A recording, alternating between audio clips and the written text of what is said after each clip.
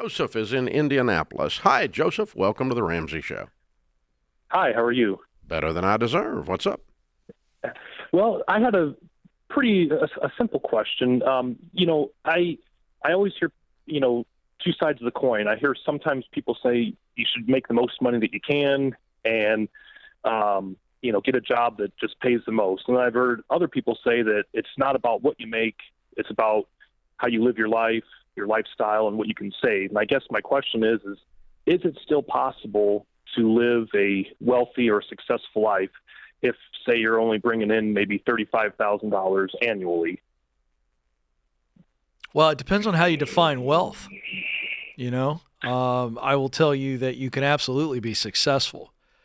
I'll ask you a question. Do you believe Mother Teresa was successful? Yes. Why was Mother Teresa successful in your mind? She did a lot of good, and always tried to do her best. Yeah, see, the reason I ask it that way is because that was her role. It doesn't mean it's your role. It doesn't mean we all have to go to Calcutta.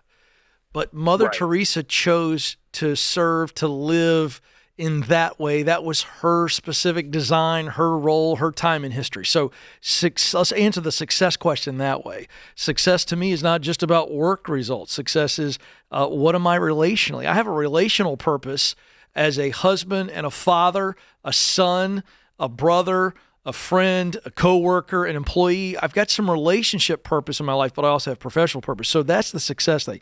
Now, building wealth, wealth to me is not just financial wealth, but we've got teachers that are the average salary, not average, the median right now is about $61,000 in the United States. And we have a lot of millionaires who have been teachers and they've lived on less. They've chosen to define success differently, and as a result, they've put money away and they've saved. They've lived like no one else, and so now they live and give like no one else. So, $35,000 does limit the speed and rate by which you can stack and save money, and I think you can make more. But theoretically, yes, you can be successful and build wealth. Earl Nightingale said the definition of success is the progressive realization of a worthy goal or ideal. Mm-hmm. Now, here's the problem with your question, the framing of your question. You say it's two sides of a coin. It's not two sides of a coin. There are two possible outcomes, okay? Either I don't make a lot of money and I do something that I'm fulfilled in and I'm successful, but I struggle financially. Or I make a lot of money doing something I hate and I don't struggle financially. Those aren't the only two possible outcomes. There's a third one. How about I do something I love that really benefits mankind and I make a huge pile of money? Why do you have to make less to be satisfied? Why do you have to make less for it to have meaning? You don't. That's a fatalistic approach to this whole concept. And so here's the point. If you make $35,000 a year and that's all you ever make and you never get a raise, well, you suck. You should get a raise. You should have some progressive realization. You should have progress. You should get better at what you're doing and make more money, at least in your chosen field. So the idea that I have to, somehow live at the bottom rungs of the socioeconomic ladder in order to be a worthy person or in order to be doing good works is simply not true. It's simply not true. So I choose none of the above. I choose do something very worthy and make a lot of money. I choose that one. That's the one I want to choose. But is that the only definition of success? No. I mean, we've pre-established in the conversation. Mother Teresa, successful, says a progressive realization of a worthy goal or ideal. Oh, by the way, she was the biggest and largest scale of her type.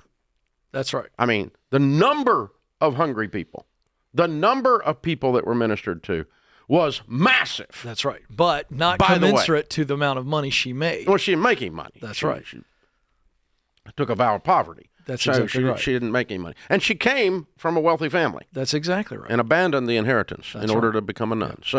Yeah. So yes, she's successful and absolutely never going to diss someone that chooses to do that. Mm-hmm. But there's this narrative that is running around in America today that Ken and I are both fighting against all the time on the career side that says, well, if I work for a nonprofit and make half of what I'm worth, that somehow I'm holier. No, it was just a dumb choice. You're not holier. Or, well, you don't really mean that as a dumb choice. You don't mean that. If you choose to work for a nonprofit because you care deeply about that work, and you could take the same skill set and make double in the corporate world, but you choose to do it in that space because you love it, and you apply that to your life and you change your lifestyle, that's not dumb, but that's also not saying that what is dumb is the idea that the only way that you can do something that is of a higher calling and that has meaning is to make no money. I agree with that. That is just not true. I 100% agree. I'm living proof that that's not true. That's right. I've helped millions and millions of people, and I made a lot of money. Right. Making a lot of money was not the main goal. Helping millions of people correct. was. But that, I'm. But we're also citing, we have done Ramsey Solutions at Dave's urging, the largest study ever of net worth millionaires. The fourth largest group are school teachers. So Third. They're not dumb. Third largest, yeah. Third, I apologize. Third. But the point here is, you didn't mean what that. I meant is the idea is dumb that you have to make less for it to have meaning. Yeah, it's incomplete. It's you're right. It's not false. Accurate. It's that's accurate. Right. It's a false narrative. Yeah.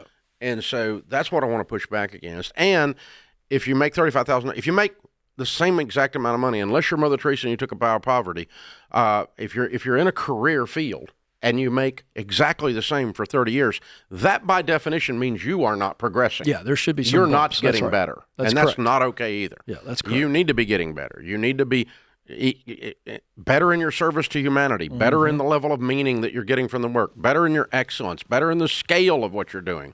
If helping 3 stray dogs is a good thing, then helping 3,000 of them is a better thing. That's right. Okay? So, I mean, whatever it is you're doing, you should be getting better at it. You should be progressively, Yes. the progressive realization of a worthy goal or ideal. It's a really good definition. So One of the best. Cool question. Yep. Cool question and a good discussion. But don't let people sell you this idea that the only thing that is good is unproductive. Quite the contrary.